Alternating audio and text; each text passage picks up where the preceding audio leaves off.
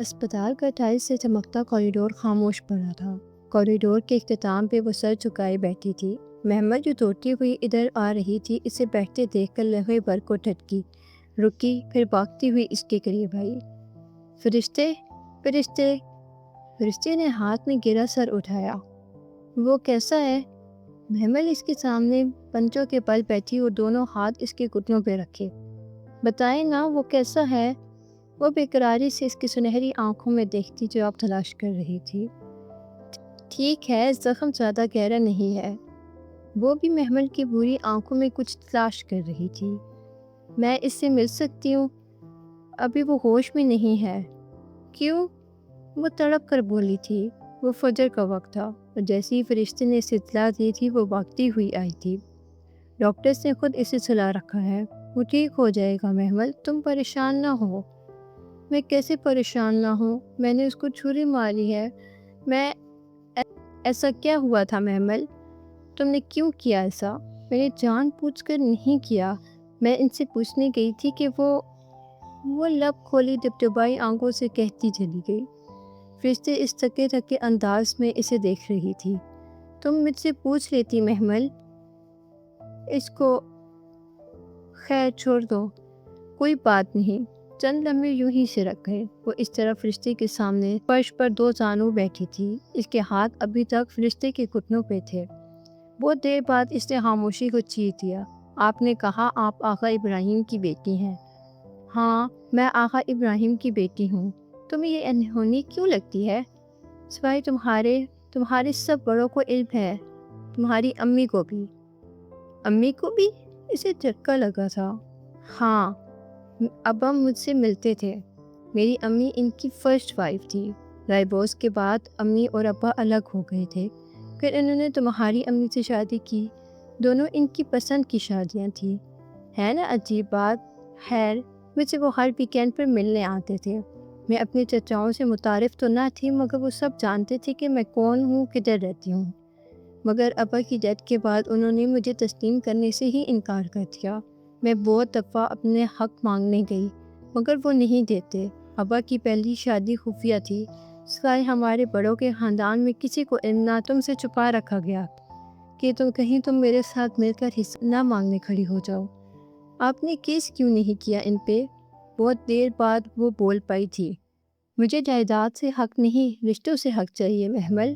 میں بہت دفعہ تمہارے بار بھی گئی ہوں، مگر اندر داخلہ خیر، یہ لمبی کہانی ہے۔ میں کئی برسوں سے اپنے حق کی جنگ لڑ رہی ہوں۔ وارث اللہ نے بنائے ہیں، میں ابا کی وارث ہوں۔ یہی سوچ کر میں اپنے جائیداد میں حصہ مانگتی ہوں، مگر وہ بات ادھوری چھوڑ گئی۔ آپ کو پتہ تھا میں آپ کے بارے میں نہیں جانتی؟ ہاں، مجھے پتہ تھا۔ میں نے جب بھی تم سے ملنے کی کوشش کی، کریم طاہر نے یہی کہہ کر روک دیا کہ محمد ذہنی طور پر ڈسٹرب ہو جائے گی اور ابا سے نفرت کرے گی۔ پھر میں نے صبر کر لیا۔ میں جانتی تھی جو رب بنیامین کو یوسف علیہ السلام کے پاس لا سکتا ہے، وہ محمل کو میرے پاس لے آئے گا۔ وہ ہلکا سا مسکرائی تھی۔ محمل کو لگا اس کی سنہری آنکھیں بھیگنے لگی تھیں۔ فواد بھائی، ان کا کیس؟ ہمایوں نے مجھے بتایا تھا کہ میرے کزن فواد نے اس کے ساتھ کسی لڑکی محمل کا معاملہ طے کیا ہے۔ کم عمر ہے، خوبصورت بھی۔ میرا دل تب ہی کھٹک کر رہ گیا تھا، مگر ہمایوں ماننے کو تیار ہی نہ تھا کہ فواد تمہارے ساتھ یہ کر سکتا ہے۔ اسے گمان تھا کہ وہ کوئی اور لڑکی ہوگی، مگر جس لمحے میں نے مسجد کی چھت میں دیکھا، میں تمہیں پہچان گئی تھی۔ آپ نے مجھے کبھی نہیں دیکھا تھا، پھر دیکھا تھا ایک دفعہ، تمہارے اسکول آئی تھی تم سے ملنے، بینچ پہ بیٹھی تمہیں دیکھتی ہی رہی۔ تم الجھی چڑچڑی سی لگ رہی تھی۔ پھر مجھ سے تمہیں مزید ذہنی اذیت نہیں دی گئی۔ واپس پلٹ گئی۔ فرشتے تھک کر چپ ہو گئی۔ شاید اب اس کے پاس کہنے کو کچھ نہ بچا تھا۔ وہ سیست سے اسے دیکھتی گئی، جو بہت تھکی نظر آ رہی تھی۔ بہت دیر بعد اس نے لب کھولے۔ تم خوش قسمت ہو محمل کہ تم رشتوں کے درمیان رہ رہی ہو۔ تم یتیم نہیں رہی ہو۔ یتیموں والی زندگی تو میں نے گزاری ہے۔ اس کے باوجود میں نے کبھی یتیمی کا لیبل خود پہ نہیں لگایا۔ میری خالہ اور ہمایوں یہی تھے میرے رشتے، اور اب میرے پاس کھونے کو مزید رشتے نہیں بچے۔ ایک چیز مانگوں تم سے؟ کبھی مجھے اس آزمائش میں مت ڈالو، میں مزید رشتے کھونا۔ ASP صاحب کے ساتھ آپ ہیں؟ آواز پر ان دونوں نے چونک کر سر اٹھایا۔ سامنے یونیفارم میں ملبوس نرس کھڑی تھی۔ جی، محمل اس کے گھٹنوں سے ہاتھ ہٹاتی بے چینی سے اٹھی۔ ان کو ہوش آ گیا ہے، آپ خطرے سے باہر ہیں۔ آپ ان کی میں ان کی فرینڈ ہوں۔ اس نے جلدی سے فرشتے کی طرف اشارہ کر کے بتایا، اور یہ ہمایوں صاحب کی بہن ہے۔ بہن؟ اس نے چونک کر محمل کو دیکھا، مگر وہ نرس کی طرف متوجہ تھی۔ بہن؟ وہ ہولے سے زیر لب بڑبڑائی، پھر ہلکا سا نفی میں سر ہلایا۔ کچھ کہنا چاہتی تھی، مگر محمل نرس کے پیچھے جا رہی تھی۔ اس نے کچھ بھی نہ سنا، وہ خالی ہاتھ بیٹھی رہ گئی۔ اس کی سنہری آنکھوں میں شام اتر رہی آئی تھی۔ محمل وہ شام نہ دیکھ سکی تھی۔ وہ دروازہ کھول کر ہمایوں کے کمرے میں داخل ہو رہی تھی۔ وہ بیڈ پر آنکھیں موندے لیٹا تھا، اوپر چادر پڑی تھی۔ آہٹ پر قبضے نقاہت سے آنکھیں کھولیں۔ اسے دیکھ کر حیران رہ گیا۔ محمل؟ وہ چھوٹے چھوٹے قدم اٹھاتی اس کے سامنے جا رکی۔ بھورے سلکی بال کی اونچی پونی ٹیل بنائی، فیروزی شلوار قمیض، ہم رنگ دوپٹہ شانوں پہ پھیلائے، وہ بھیگی آنکھوں سے اسے دیکھ رہی تھی۔ I am sorry Humayun. آنسو آنکھوں سے پھسل پڑے تھے۔ وہ بوقت مسکرایا۔ ادھر آؤ۔ وہ چند قدم آگے بڑھی۔ اتنی غصے میں کیوں تھی؟ مجھے معاف کر دیں پلیز۔ اس نے بے اختیار دونوں ہاتھ جوڑ دیے۔ ہمایوں نے بایاں ہاتھ اٹھایا اور اس کے بندے ہاتھوں کو تھام لیا۔ تم نے کیوں کہا کہ تمہیں مجھ سے کوئی امید نہیں ہے؟ تو کیا رکھتی؟ اس کے دونوں ہاتھ ہمایوں کے ہاتھوں پر تلے ایک دوسرے میں بند ہو گئے تھے۔ تمہیں لگتا ہے میں بیچ راہ میں چھوڑ دینے والوں میں سے ہوں؟ کیا نہیں ہے؟ آنسو اسی طرح اس کی آنکھوں سے ابل رہے تھے۔ کیوں اتنی بدگمان رہتی ہوں مجھ سے؟ بدگمان تو نہیں، بس پھر چھری کیوں لائی تھی؟ تمہیں لگتا تھا کہ تم میرے گھر میں خیر محفوظ ہوگی؟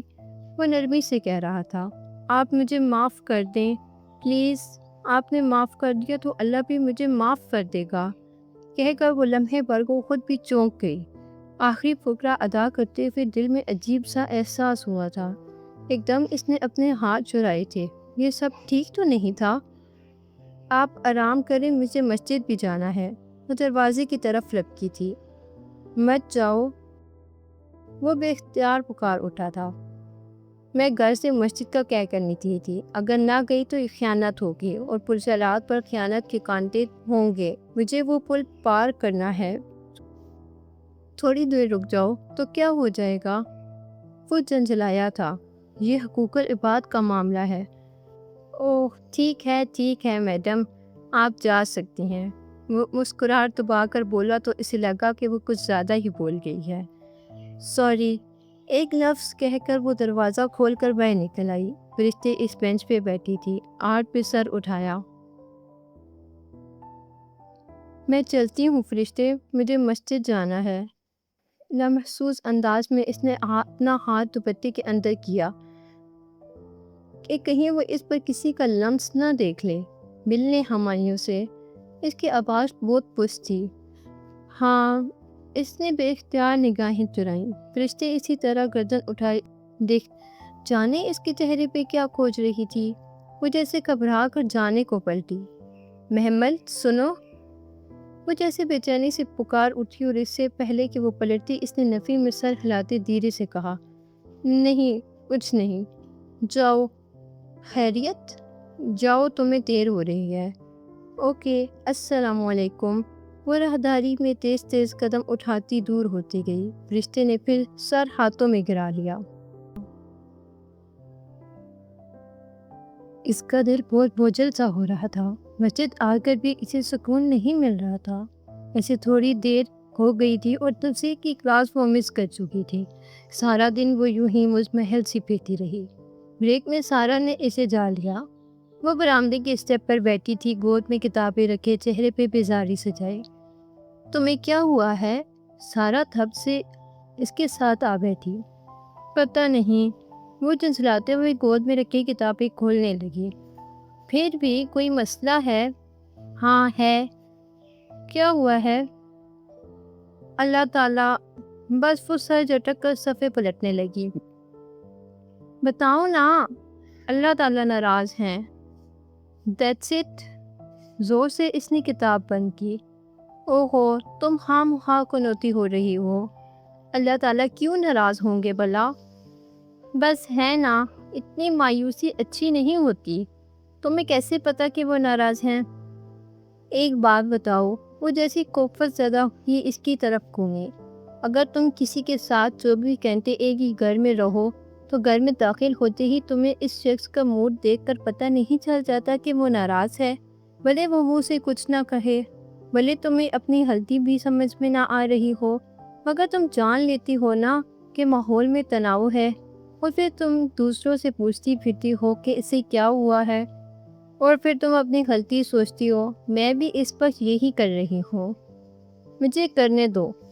تمہیں پتہ ہے اتنے عرصے سے میں اس روز ادھر آ کر قرآن سنتی تھی۔ آج میری تفسیر کی کلاس مس ہوئی ہے۔ آج میں قرآن نہیں سن سکی۔ تمہیں پتہ ہے کیوں؟ کیونکہ اللہ تعالیٰ مجھ سے ناراض ہیں۔ وہ مجھ سے بات نہیں کرنا چاہتے۔ سو ابھی پلیز مجھے اکیلا چھوڑ دو۔ سارا کے جواب کا انتظار کیے بغیر وہ کتابیں سنبھالتی اٹھی اور تیز تیز قدموں سے چلتی اندر آ گئی۔ پریئر ہال خالی تھا، بتیاں بجھی تھیں۔ وہ کھڑکی کے ساتھ آ بیٹھی۔ کھڑکی کے شیشے سے روشنی چھن کر اندر آ رہی تھی۔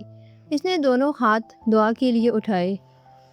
اللہ تعالیٰ پلیز۔ الفاظ لبوں پر ٹوٹ گئے۔ آنسو ٹپ ٹپ گالوں پہ گرنے لگے۔ اس نے دعا کے لیے اٹھے ہاتھوں کو دیکھا۔ یہ ہاتھ چند گھنٹے قبل ہمایوں کے ہاتھ میں تھے۔ لڑکے لڑکی کا ہاتھ پکڑنا تو اب عام سی بات بن گئی تھی، مگر قرآن کی طالبہ کے لیے وہ عام سی بات نہ تھی۔ وہ کیسے جذبات کے ریلے میں بہہ گئی کہ خیال ہی نہ آیا کہ اسے یوں تنہا کسی کے ساتھ نہیں ہونا چاہیے۔ ہمایوں نے خود کو کیوں نہ روکا؟ مگر نہیں، وہ ہمایوں کو کیوں الزام دے؟ وہ تو قرآن کا طالب نہ تھا، طالبہ تو وہ تھی۔ سمعنا و اطعنا، ہم نے سنا ہے اور ہم نے اطاعت کی ہے کا وعدہ تو اس نے کر رکھا تھا۔ پھر آنسو اسی طرح اس کی آنکھوں سے بہہ جا رہے تھے۔ وہ سر جھکائے آج کا سبق کھلنے لگی۔ اللہ تعالیٰ پلیز مجھے معاف کر دیں، مجھے ہدایت پہ قائم رکھ۔ اس نے دل سے دعا مانگتے ہوئے مطلوبہ صفحہ کھولا۔ کس طرح اللہ اس قوم کو ہدایت دے سکتا ہے جو اپنے ایمان لانے کے بعد کفر کریں؟ اس کے آنسو پھر سے گرنے لگے۔ اس کا رب اس سے بہت ناراض تھا۔ اس کی معافی کافی نہ تھی۔ وہ سسکیوں کے درمیان پھر استغفار کرنے لگی۔ اور انہوں نے رسول کے برحق ہونے کی گواہی دی تھی، اور ان کے پاس روشن نشانیاں آئی تھی، اور اللہ ظالم لوگوں کو ہدایت نہیں دیتا۔ وہ جیسے جیسے بڑھتی جا رہی تھی اس کا رواں کپنے لگا تھا۔ قرآن وہ آئینہ تھا جو بہت شفاف تھا۔ اس میں سب کچھ صاف نظر آتا تھا، اتنا صاف کہ کبھی کبھی دیکھنے والے کو خود سے نفرت ہونے لگتی تھی۔ ان لوگوں کی جزا یہ ہے کہ بے شک ان پر اللہ کی لعنت ہے، اور فرشتوں کی سب لوگوں کی لعنت ہے، ہمیشہ رہنے والی ہے۔ اس میں نہ ان سے عذاب ہلکا کیا جائے گا اور نہ ہی وہ مہلت دیے جائیں گے۔ اس نے قرآن بند کر دیا۔ یہ خالی زبانی استغفار کافی نہ تھا۔ جس نے نفافت کی نیت باندھی اور پھر کتنی دیر وہ سجدے میں گر کر روتی رہی۔ جس کے ساتھ ہر پل رہو، جو رگ جان سے بھی زیادہ قریب ہو، اس کی ناراضگی محسوس ہو جاتی ہے، اور انسان کی ناراضی دور کرنے کے لیے اتنا ہی کوشش کرتا ہے جتنی وہ اس سے محبت کرتا ہے۔ اول کی طرح روشن تھی۔ جب دل کو کچھ سکون آیا تو اس نے اٹھ کر آنسو پہنچے اور قرآن اٹھا کر ٹھیک اسی آیت سے کھولا جہاں سے چھوڑا تھا۔ روز دل، مگر اس کے بعد جن لوگوں نے توبہ کر لی، اس کا دل زور سے دھڑکا، اور انہوں نے اصلاح کر لی تو بے شک اللہ تعالیٰ بخشنے والا مہربان ہے۔ بہت دیر سے روتے دل کو ذرا امید مندی، ذرا قرار آیا۔ یہ توبہ کی قبولیت کی نوید تو نہ تھی، مگر امید ضرور تھی۔ اس نے آہستہ سے قرآن بند کیا۔ میڈم مصباح کہتی ہیں اگر قرآن کی آیت میں آپ کے لیے ناراضی کا اظہار ہو تو بھی بخشش کی امید رکھا کریں، کم از کم اللہ تعالیٰ آپ سے بات تو کر رہا ہے۔ وہ ٹھیک ہی کہتی تھی، محمل نے اٹھتے ہوئے سوچا تھا۔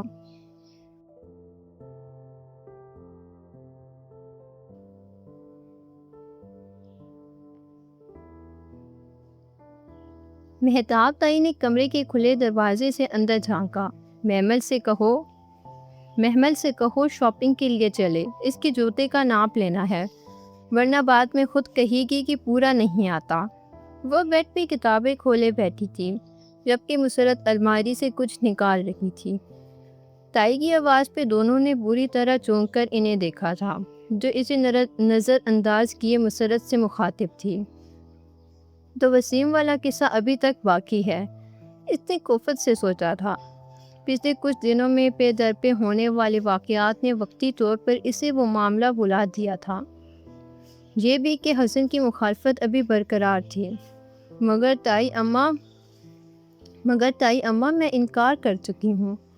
لڑکی، میں تمہاری ماں سے بات کر رہی ہوں، مگر میں آپ سے بات کر رہی ہوں۔ اس کا لہجہ نرم مگر مضبوط تھا۔ مسرت، اس سے کہو تیار ہو جائے، میں گاڑی میں اس کا ویٹ کر رہی ہوں۔ وہ گٹ گٹ کرتی وہاں سے چلی گئی۔ اس نے بے بسی سے ماں کو دیکھا، وہ اس سے بھی زیادہ بے بس نظر آ رہی تھیں۔ اماں، آپ ابھی چلی جاؤ محمل، ورنہ وہ ہنگامہ کر دیں گے۔ یہ سمجھتی کیوں نہیں ہے؟ وہ ضد ہی ہو کر کتابیں رکھنے لگی۔ شاید حسن کچھ کر سکے، مجھے حسن سے بہت امید ہے، اور مجھے اللہ سے ہے۔ وہ کچھ سوچ کر عبایا پہننے لگی، پھر سیاہ عبایا چہرے کے گرد لپیٹا اور پن لگائی۔ ہاں، موقع ہنگامہ کرنے کا فائدہ نہ تھا، چلی ہی جائے تو بہتر ہے، باقی بعد میں دیکھا جائے گا۔ لاؤنج میں سیڑھیوں کے پاس لگے آئینے کے سامنے وہ رکی، ایک نظر اپنے عکس کو دیکھا۔ سیاہ حجاب میں سنہری چہرہ دمک رہا تھا، اونچی پونی ٹیل سے حجاب پیچھے سے اٹھ گیا تھا اور وہ بہت اچھا لگ رہا تھا۔ وہ یوں ہی خود کو دیکھتی پلٹی ہی تھی کہ آخری سیڑھی اترتے حسن پہ نظر پڑی۔ کدھر جا رہی ہو؟ تائی اماں کے ساتھ شادی کی شاپنگ پر۔ تم راضی ہو محمل؟ وہ مسکا سا اس کے قریب آیا۔ وہ بے اختیار 2 قدم پیچھے ہٹی۔ اس گھر میں مجھے اپنی رضا سے اس فیصلے کا اختیار نہیں ملا حسن بھائی۔ وہ کتنی ہی لمحے خاموش کھڑا اسے دیکھتا رہا، پھر آہستہ سے لب کھولے۔ ہم کورٹ میرج کر لیتے ہیں۔ اور محمل کو لگا اس نے تھپڑ دے مارا ہے۔ آپ کو پتہ ہے آپ کیا کہہ رہے ہیں؟ وہ بمشکل ضبط کر پائی تھی۔ ہاں، میں تمہیں اس دلدل سے نکالنے کی بات کر رہا ہوں۔ آپ کورٹ میرج کی بات انا للہ و انا الیہ راجعون سوچ بھی نہیں سکتی تھی کہ آپ مجھ سے ایسے بات کریں گے۔ تمہیں اعتراض کیوں ہے محمل؟ یہ تمہاری شادی زبردستی وسیم سے کر دیں گے اور تم… حسن بھائی پلیز، آپ کو پتہ ہے کورٹ میرج کیا ہوتی ہے؟ سرکاری شادی، کاغذوں کی شادی۔ میں ایسی شادی کو نہیں مانتی جس میں لڑکی کے ولی کی مرضی شامل نہ ہو۔ میں کیوں چھپ کر شادی کروں گی؟ نہ آپ سے نہ وسیم سے۔ میرا راستہ چھوڑیں۔ وہ بے بس سا سامنے سے ہٹا تو وہ تیزی سے باہر نکل گئی۔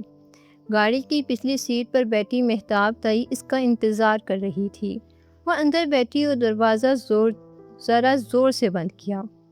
اسی پل ڈرائیونگ سیٹ کا دروازہ کھول کر کوئی اندر بیٹھا۔ اس نے ڈرائیور سمجھ کر یوں ہی بیک ویو میں دیکھا تو جھٹکا سا لگا۔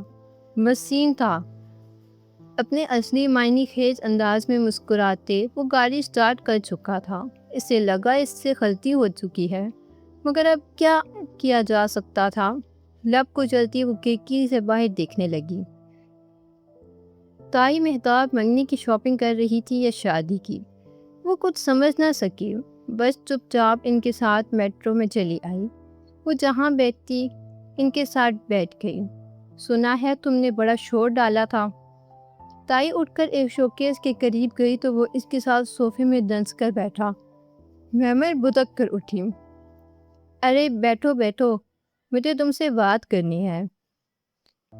شاپ کی تیز بیلی روشنیوں وسیم کے چہرے پہ پڑ رہی تھی۔ گریبان کے کھلے بٹن، گردن سے لپٹی چین اور شوخ رنگ کی شرٹ۔ اف، اسے اس سے کراہت آتی تھی۔ کیا بات کرنی ہے؟ تم ویسے شادی نہیں کرنا چاہتی تو کس سے کرنا چاہتی ہو؟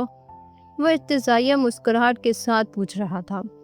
اس کے ذہن کے پردے ایک چہرے سے ابھرا، ایک اندرونی خواہش، ایک دبتی دباتی محبت کی ادھوری داستان۔ اس نے بے اختیار سر جھٹکا۔ نہ آپ سے، نہ کسی اور سے۔ آپ میرا پیچھا کیوں نہیں چھوڑ دیتے؟ ایسے نہیں محمل ڈیئر، ابھی تو ہم نے بہت وقت ساتھ گزارنا ہے۔ وہ کھڑے ہو کر اس کے قریب آیا اور پھر 2 قدم پیچھے ہٹی۔ دکان لوگوں سے بھری ہوئی تھی، پھر بھی محمل اس کے بے باک انداز سے خوف آتا تھا۔ نامعلوم وہ کیا کر ڈالے۔ اچھا ادھر آؤ، مجھے تم سے کچھ بات کرنی ہے۔ وہ قدم اٹھاتا اس کے نزدیک آ رہا تھا۔ ادھر آئس کریم پارلر میں بیٹھ کر بات کرتے ہیں۔ تائی اماں، وہ بے بس سی وہ بھیڑ میں تائی مہتاب کی تلاش میں ادھر ادھر دیکھنے لگی۔ تمہاری تائی کو ان کی فرینڈ مل گئی ہیں، وہ ابھی نہیں آئیں گی۔ تم ادھر قریب تو آؤ نا محمل ڈیئر۔ وسیم نے ہاتھ بڑھا کر اس کی کلائی تھامنا چاہی۔ اس کی انگلیاں اس کی کلائی سے ذرا سی مس ہوئی۔ محمل کو جیسے کرنٹ سا لگا۔ ہاتھ میں پکڑا ہینڈ بیگ اس نے پوری قوت سے وسیم کے منہ پر دے مارا۔ گھٹیا آدمی، پیچھے ہو۔ وہ چلائی تھی۔ بیگ اس کی ناک پر زور سے لگا تھا۔ وہ بلا کر پیچھے ہٹا۔ شور کی آواز پہ بہت سے لوگ ادھر متوجہ ہوئے۔ سیلز بوائز کام چھوڑ کر ان کی طرف لپکے۔ وسیم تو غصے سے پاگل ہو ہی گیا۔ ناک پہ ہاتھ رکھے وہ جارحانہ انداز میں آگے بڑھا ہی تھا کہ ایک لڑکے اس سے پیچھے سے پکڑ لیا۔ کیا تماشا ہے؟ کیوں بچی کو تنگ کر رہے ہو؟ میڈم کیا ہوا ہے؟ یہ بندہ تنگ کر رہا تھا آپ کو؟ بہت سی آوازیں آس پاس ابھریں۔ کچھ لڑکوں نے وسیم کو بازوں سے پکڑ رکھا تھا۔ یہ مجھے تنگ کر رہا تھا، اکیلی لڑکی جان کر۔ اس نے بمشکل خود کو سنبھالا اور کہہ کر پیچھے ہٹی۔ اسے معلوم تھا اب کیا ہوگا۔ واقعی وہی ہوا۔ اگلے ہی لمحے وہ لڑکے وسیم پل پل بڑھے تھے۔ وہ گالیاں بکتا خود کو چھڑانے کی کوشش کر رہا تھا، مگر وہ سب اتنے زیادہ تھے۔ مارو اسے، مارو، شریف لڑکیوں کو چھیڑتا ہے، ایک عمر رسیدہ صاحب ہجوم کے پاس کھڑے غصے سے کہہ رہے تھے۔ زور سے مارو، اسے عبرت کی مثال بنا دو۔ اپنے گھر ماں بہن نہیں ہے کیا؟ اور وہ ماں جب تک دکان میں لگے ہجوم تک پہنچی تو وہ وسیم کو مار مار کر ادموا کر چکے تھے۔ تائی اس کی طرف لپکی۔ تھوڑی ہی دور صوفے پہ بیٹھی محمل بیٹھی تھی، ٹانگ پہ ٹانگ رکھے مطمئن سے وسیم کو پٹتے دیکھ رہی تھی۔ محمل، یہ اسے کیوں مار رہے ہیں؟ کیونکہ اس کے باپ کے کہنے پہ مجھے کبھی ایسے ہی مارا گیا تھا۔ بکواس مت کرو، بڑی دلچسپ بکواس ہے یہ، آپ بھی انجوائے کریں نا۔ وہ محفوظ ہی وسیم کو پٹتے دیکھ رہی تھی۔ شاپ کا بکھلایا ہوا مینیجر اور سیلز بوائے مشتعل نوجوانوں کو چھڑانے کی کوشش کر رہے تھے۔ سر پلیز دیکھیں۔ سیلز بوائز کی منت کے باوجود وہ لڑکے ان کو دیکھنے کی زحمت ہی نہیں کر رہے تھے۔ حواس پاختہ ہی تائی مہتاب ان کی طرف دوڑی۔ صوفے پر بیٹھی محمل مسکراتے ہوئے چپس کا پیکٹ کھول رہی تھی۔ اب یہ مرتے دم تک مجھے ساتھ نہیں لائیں گے۔ ساری صورتحال سے لطف اندوز ہوتے وہ چپس نکال کر کترنے لگی۔ اس نے دروازہ ہولے سے بجایا۔ مدام دستک نے خاموشی میں ارتعاش سا پیدا کیا۔ آ جاؤ محمل۔ اندر سے فرشتے کی تھکن زدہ مسکراتی آواز آئی۔ اس نے حیرت سے دروازہ کھولا۔ السلام علیکم۔ اور آپ کو کیسے پتہ چلا کہ یہ میں ہوں؟ میں تمہاری چاپ پہچانتی ہوں۔ وہ بیڈ پہ بیٹھی تھی، گھٹنوں کا لاف پڑا تھا، ہاتھ میں کوئی کتاب تھی، بھورے سیاہ بال شانوں پر تھے اور چہرے پہ ذرا سی تکان تھی۔ محمل اندر داخل ہوئی تو فرشتے نے کتاب سائڈ ٹیبل پر ڈال دی اور ذرا سا کھسک کر جگہ بنائی۔ آؤ بیٹھو۔ Nice room, first time I ہوں آپ کے ہاسٹل۔ محمل سائی نگاہیں اطراف میں ڈالتی بیڈ کی پائنٹی کے قریب بیٹھی۔ وہ اسکول یونیفارم میں ملبوس تھی، جبکہ فرشتے بالکل مختلف گھر پلے کھلیے میں تھی۔ پھر کیسا لگا ہاسٹل؟ بہت اچھا۔ اور آپ آج اسکول کیوں نہیں آئیں؟ یوں ہی، طبیعت ذرا مزمل تھی۔ وہ تکان سے مسکرائی۔ اس کا چہرہ محمل کو بہت زرد سا لگا تھا۔ شاید وہ بیمار تھی، اپنا خیال رکھا کریں۔ پھر قدرے توقف سے گویا ہوئی۔ آپ ہمارے ساتھ ہمارے گھر چل کر کیوں نہیں رہتی؟ وہ بھی تو آپ کا گھر ہے، آپ کا حق ہے اس پہ۔ آپ کو اس گھر سے اپنا حصہ مانگنا چاہیے۔ مجھے مٹی کے مکان کا کیا کرنا ہے؟ تو میں ایک دن خود بھی بن جاؤں گی۔ مجھے تو رشتوں میں سے حق چاہیے، پر زور تو ان پر زور دینا۔ کوئی اور بات کرو محمل۔ اوف! وہ ٹھنڈی سانس لے کر رہ گئی۔ مجھے علم نہ تھا کہ میری ایک بہن بھی ہے اور ساری عمر میں بہن کے لیے ترستی رہی۔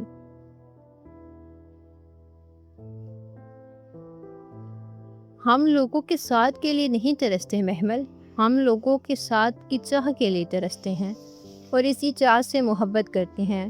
وہ لوگ مل جاتے ہیں تو پھر یوں لگتا ہے کہ وہ تو کچھ نہ تھا، سب کچھ تو وہ چاہ تھی جس کی ہم نے صدیوں سے پرورش کی تھی۔ آپ بیمار ہو کر کافی فلسفی ہو گئی ہیں، سو پلیز۔ اچھا نہیں، ایک بات بتاؤں؟ وہ کچھ جوش سی بتانے لگی۔ کل تائی اماں مجھے وسیم کے ساتھ شاپنگ پہ لے گئی تھی اور میں نے اسے شاپ میں لوگوں سے پٹوایا۔ بری بات، قرآن کی طالبہ ایسی ہوتی ہے کیا؟ ارے اس نے میرے ساتھ بدتمیزی کی تھی اور اسے سبق سکھانے کے لیے ضروری تھا۔ Self defence. ہمایوں کیسا ہے؟ ایک دم اس نے پوچھا اور خود بھی حیران رہ گئی۔ اب بہتر ہے۔ اوہ شکر، الحمدللہ۔ وہ وقتاً خوش ہوئی تھی، چہرہ جیسے کھل اٹھا تھا۔ فرشتے بخور اس کے تاثرات جانچ رہی تھی۔ تم اسے پسند کرتی ہو، رائٹ؟ اس کی نگاہیں بے اختیار جھک گئیں، رخسار گلابی پڑ گئے۔ اسے توقع نہ تھی کہ فرشتے اتنے آرام سے پوچھے گی۔ بتاؤ نا۔ فرشتے ٹیک چھوڑ کر سیدھی ہوئی اور غور سے اس کا جھکا چہرہ دیکھا۔ پتہ نہیں، مجھے سچ بولنے والی محمل پسند ہے۔ ہاں شاید، اس نے اعتراف کرتے ہوئے بل بل کو نگاہیں اٹھائیں۔ فرشتے ہنوز سنجیدہ تھی۔ اور ہمایوں؟ اس کے لب مسکرا دیے۔ وہ کہتا ہے وہ بیچ راہ میں چھوڑ دینے والوں میں سے نہیں ہے۔ وہ سر جھکائے مسکراتی ہوئی بیڈ شیٹ پر انگلی پھیر رہی تھی۔ دوسری طرف دیر تک خاموشی چھائی رہی تھی۔ اس نے چونک کر سر اٹھایا۔ فرشتے بالکل خاموش تھی۔ اس کے دل کو یوں ہی شک سا ہوا، کہیں فرشتے تو ہمایوں سے آخر وہ دونوں ساتھ پلے بڑے تھے۔ اس کا دل زور سے دھڑکا۔ کیا سوچ رہی ہیں؟ یہی کہ جب میں ہمایوں کے لیے تمہارا رشتہ لینے جاؤں گی تو کریم چچا مجھے شوٹ تو نہیں کر دیں گے؟ آخر میں ہمایوں کی بہن ہوئی نا۔ اور محمل کھلکھلا کر ہنس دی۔ سارے وہم، شک و شبہ ہوا ہو گئے۔ فرشتے بھلا ایسی فیلنگز کیسے رکھ سکتی تھی؟ وہ عام لڑکیوں سے بہت مختلف تھی۔ اچھا یہ دیکھو، اس نے کتاب میں سے ایک لفافہ نکالا۔ ایک لنچ انویٹیشن ہے، مجھے انوائٹ کیا ہے نسیم آنٹی نے۔ وہ اماں کی ایک پرانی فرینڈ ہیں، انہی کے کلب میں ہے۔ اس سنڈے کو تم چلو گی؟ مگر ادھر کیا ہوگا؟ یہ تو مجھے نہیں پتا، صرف لنچ ہے۔ آنٹی نے کہا اگر میں آ جاؤں تو اچھا ہے، اماں کی کچھ یادیں پرانی ہو جائیں گی اور کچھ پرانی دوستوں سے بھی مل لوں گی۔ تم چلو گی؟ شور۔ وہ پورے دل سے مسکرائی اور پھر کچھ دیر بیٹھ کر واپس چلی آئی۔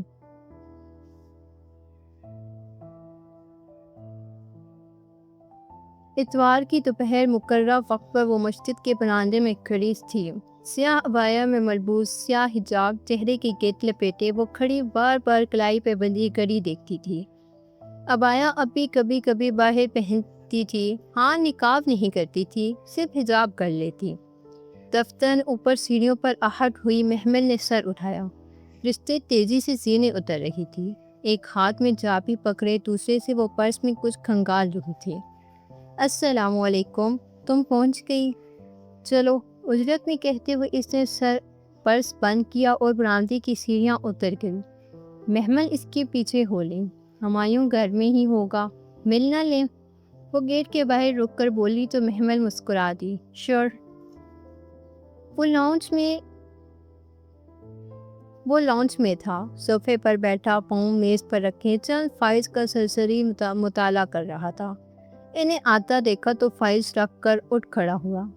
خوش آمدید۔ فرشتے کے پیچھے آتی محمل کو دیکھ کر وہ مسکرا دیا تھا۔ اس کا چہرہ پہلے سے قدرے کمزور لگ رہا تھا، مگر اسپتال میں پڑے ہمایوں سے وہ خاصا بہتر تھا۔ میں ہمایوں کو اتنے سالوں میں بھی السلام علیکم کہنا نہیں سکھا سکی محمل، اور کبھی تو مجھے لگتا ہے میں اسے کچھ بھی نہ سکھا سکوں گی۔ رشتے نے تھکی ہوئی سانس لے کر محمل کو بتایا تھا۔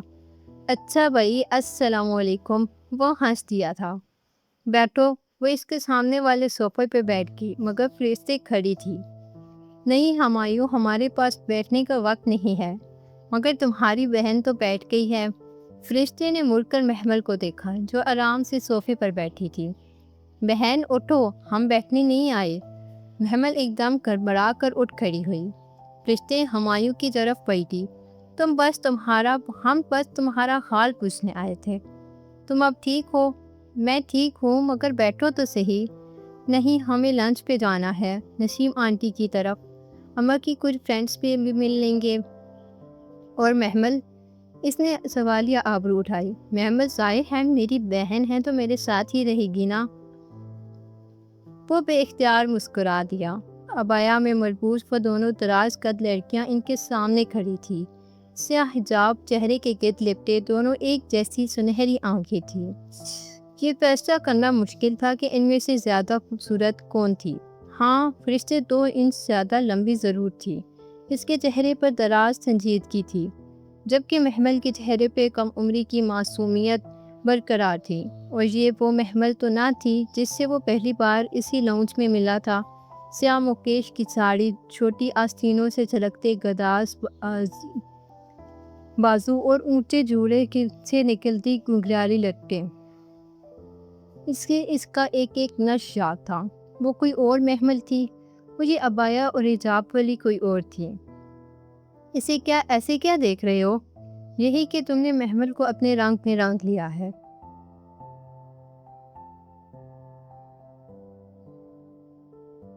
یہ میرا رنگ نہیں ہے، یہ صفت اللہ کا رنگ ہے۔